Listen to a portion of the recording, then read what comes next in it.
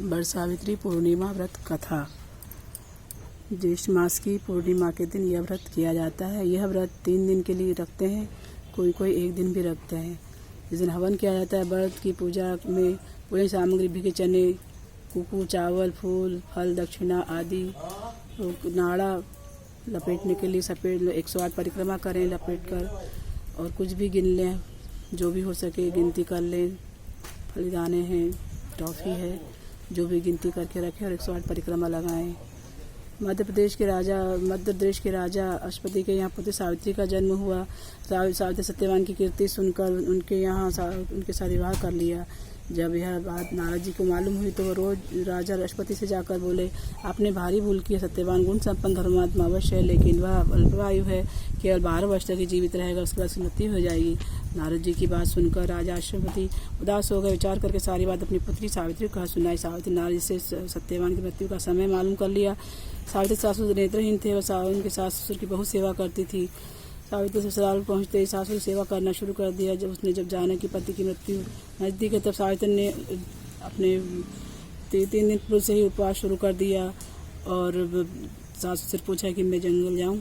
साथ में मृत्यु के दिन भांति उस दिन भी सत्यवान लकड़ी काटने जाने लगा। तब सावित्री भी सासू की आज्ञा से सत्यवान के साथ जाने को तैयार हो गई। सावित्री जंगल में जाकर लकड़ी काटने लगी और सत्यवान एक पेड़ के छांव में सो गया। उस पेड़ के नीचे एक सांप रहता था, उसने सत्यवान को काट लिया। सावित्री अपने पति को गोद में लेकर रोने लगी।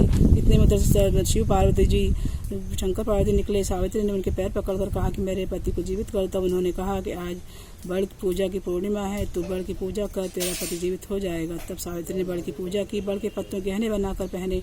वह गहने सोने चांदी से चमकने लगे, हीरे से चमकने लगे। जब धर्मराज के दूत सावित्री के पति को लेने जाने के लिए आए, उसको देवी विधान सुनाया, परंतु उनकी निष्ठा और पति प्रेम को देखकर उन्होंने सावित्री को वर मांगने को कहा। सावित्री ने वर मांगा, मेरे सास ससुर वनवासी अंधे हैं, उन्हें आप देवी ज्योति प्रदान करें। यमराज तथास्तु कहा और सावित्री से लौट जाने को कहा। यमराज की बात सुनकर सावित्री ने कहा, मुझे अपने पति देव के पीछे चलने में कोई तकलीफ नहीं है, यह मेरा कर्तव्य है। यह सुनकर यमराज ने और वर मांगने को कहा। सावित्री बोली, मेरे ससुर का राज्य छिन गया है, वह उन्हें पुनः प्राप्त हो। यमराज ने यह वर भी सावित्री को दे दिया और लौट जाने को सावित्री ने पीछा नहीं छोड़ा।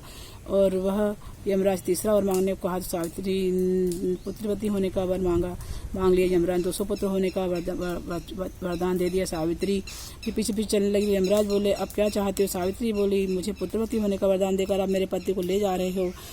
तब यमराज को अपनी भूल ज्ञात हुई और यमराज ने सत्यवान के प्राण वापस कर दिए। सावित्री उस बड़ के पेड़ के पास आई, जहाँ उसका पतिव्रत शरीर पड़ा था, उसमें जीवन संचार हुआ, उठकर बैठ गया। तब माता पिता को दिव्य ज्योति प्राप्त हुई, उनका पूरा राज पूरा मिल गया। शिव पार्वती जी प्रसन्न हुए। वटसावित्री व्रत पूजा सबने करना चाहिए। सबको भगवान सद्बुद्धि दे, शक्ति दे, जैसे सावित्री को दिया वह सबको दे। कहता सुनता हुंकारा बन शंखा दे, हमको भी दे। जय सावित्री मैया सत्यवान सावित्री शिव पार्वती जी की जय हो। तब तक भी श्री लग तुमको तुम्हारा तब हमको हम भरत फल नानु मोटो गौरी पुत्र गणेश मोटो।